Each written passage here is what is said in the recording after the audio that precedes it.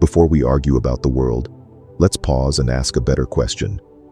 In our last episodes, we explored why people leave home and how transparency and good governance could reduce that need.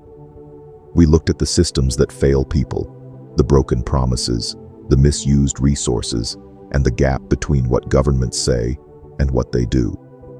We also asked what a better world might look like, one where people are not forced to choose between survival and belonging. But change doesn't happen in meetings alone. It doesn't happen in policy papers gathering dust on a shelf. It begins with all of us, citizens, institutions, and the global public. Because systems are shaped by people, and people can shape systems. That has always been true, and it is still true today. Every citizen has influence. Even small actions matter, more than most people realize. Support transparency and accountability in government. Ask questions. Demand explanations. Participate in elections. Pay attention to how public funds are used, and speak up when the answers don't add up. Don't assume someone else will hold the line. In a democracy, silence is also a choice, and the cost of that silence is often paid by people far away, people who had no voice in the first place. Support businesses that invest responsibly in communities, locally and globally, and use your voice to encourage fair trade, fair labor, and ethical practices. Be mindful of what you consume and from whom. The supply chains behind everyday products often reach into the very regions where instability drives migration. When consumers demand fairness, industries respond. Talk about these issues in your community, at dinner tables, in classrooms, in places of worship. Awareness that stays private doesn't move anything forward, but awareness that is spoken becomes a conversation, and conversations become movements. When citizens notice, speak, and act, leaders begin to feel the weight of responsibility. They begin to understand that the public is watching, and that the public will remember. Institutions, banks, corporations, universities, NGOs hold incredible power, more power in some ways than individual governments. They can prioritize transparency in investments, support programs that create jobs in developing countries, encourage sustainable infrastructure, fund education and vocational training. They can choose where their money goes and where it does not, because money directed wisely is not charity. It is investment in a more stable world. Institutions can also hold governments accountable by refusing to fund corruption and instead investing in progress, by setting standards that reward responsible governance and withhold resources from those who exploit their own people. Universities can open their doors wider, offering scholarships, online programs, and partnerships with institutions in underserved regions. Education is one of the most powerful forces against poverty and displacement. Corporations can establish ethical sourcing practices, commit to fair wages across their supply chains, and invest in the communities where they operate, not just the ones where their shareholders live.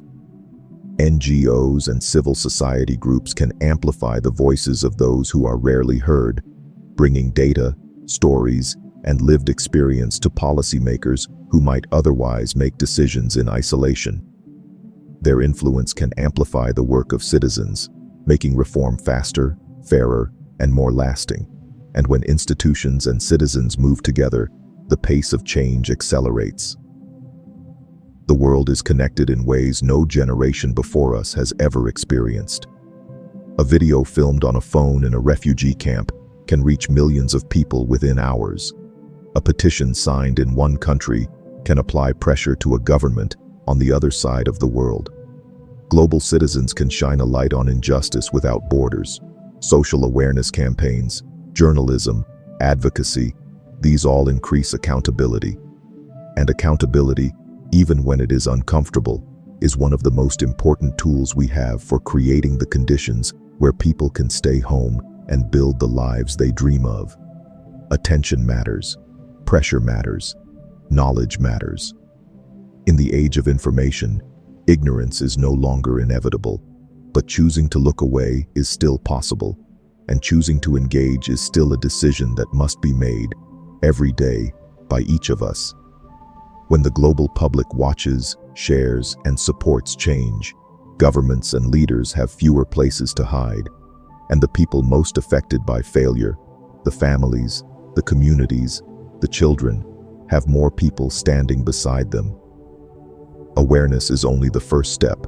Action is the second. And the space between those two steps, that gap between knowing and doing, is where real change either begins or dies. You don't have to move mountains alone. No one is asking for perfection. No one is asking you to solve everything. But each of us can do something. Supporting local development programs, contributing to education initiatives, mentoring the next generation, sharing knowledge across borders, and advocating for fairness in policy, all of these create ripple effects. Think of it like planting a tree. You may not always see the shade it gives, but the person who comes after you will feel it, and they will plant another tree of their own. Small, consistent actions can change cultures, economies, and lives. They build trust where there was suspicion. They open doors where there were walls. They give people a reason to stay and a reason to hope. And when millions take part, when ordinary people in ordinary lives choose to act with purpose and compassion, systems begin to bend toward justice, not overnight, but over time. And time is something we still have, if we choose to use it well. So here is the question for each of us. If we know what drives migration, poverty, conflict, corruption, climate, and the collapse of hope, and if we know what works to reduce suffering, investment, education, accountability, and fairness, what will we do with that knowledge? Will we store it away like something interesting we heard once? Or will we let it change the way we live, the way we vote, the way we spend, and the way we speak? Will we wait for leaders alone to act? Will we wait for someone else to be the first? Or will we each play our part in creating stability, opportunity, and hope? Starting now, starting small, starting here. Because the truth is, the people most affected by the broken systems of this world are not waiting for a perfect solution. They are surviving on what little they have and hoping that someone out there is paying attention. Let us be the ones who are paying attention. Let us be the ones who show up. Peace on earth is not a dream. It's a decision. A decision that doesn't require power or wealth or fame. It requires only the willingness to see clearly, to care genuinely, and to act, even imperfectly, in the direction of something better. A decision to notice, a decision to act, and a decision to use influence wisely, as citizens, as institutions, and as members of a global community that shares one home. Because when we all choose to participate, when we each bring what we have, time, voice, resources, compassion, we create a world where migration is a choice, not a necessity.